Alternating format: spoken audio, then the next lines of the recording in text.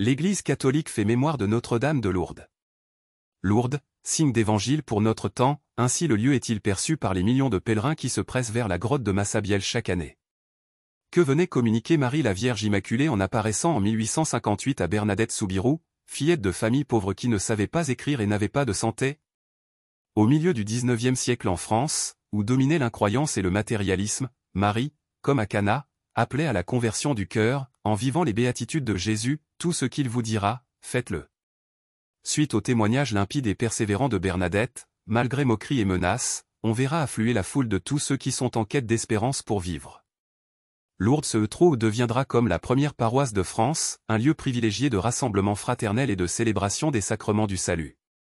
Chaque pèlerinage est préparé en paroisse et dans les groupes du rosaire, et fait cheminer vers Lourdes des multitudes pour refaire l'expérience de la guérison intérieure et du pardon. De façon exemplaire, la solidarité est vécue entre frères et sœurs, malades et valides, grâce à l'hospitalité multiservice. L'Eucharistie y est célébrée dans le Magnificat de l'amour et de l'unité. En Marie et l'Immaculée Conception, l'Église reconnaît son icône, son modèle, celle qui est proclamée bienheureuse, d'abord comme servante du Seigneur.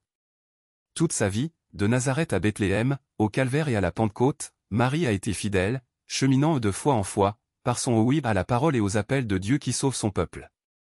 Comme Bernadette, que nous fêterons dans une semaine le 18 février, laissons-nous saisir par le regard maternel de Marie qui nous fait signe d'évangile, pour faire de chaque jour l'aujourd'hui de Dieu.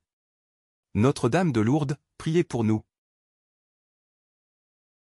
Évangile.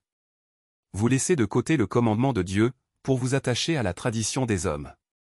Alléluia. Alléluia. Incline mon cœur vers tes exigences, fais-moi la grâce de ta loi, Seigneur. Alléluia. Évangile de Jésus-Christ selon saint Marc. En ce temps-là, les pharisiens et quelques scribes, venus de Jérusalem, se réunissent auprès de Jésus, et voient quelques-uns de ses disciples prendre leur repas avec des mains impures, c'est-à-dire non lavées.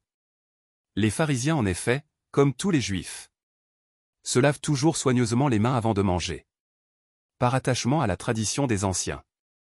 Et au retour du marché, ils ne mangent pas avant de s'être aspergés d'eau, et ils sont attachés encore par tradition à beaucoup d'autres pratiques.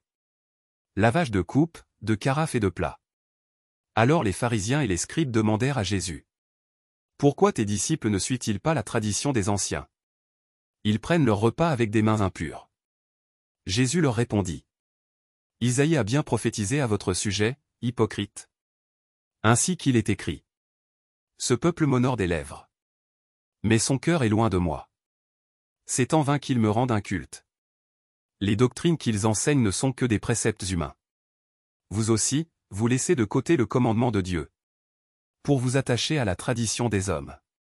Il leur disait encore: vous rejetez bel et bien le commandement de Dieu, pour établir votre tradition. En effet, Moïse a dit: honore ton père et ta mère. Et encore: celui qui maudit son père ou sa mère sera mis à mort.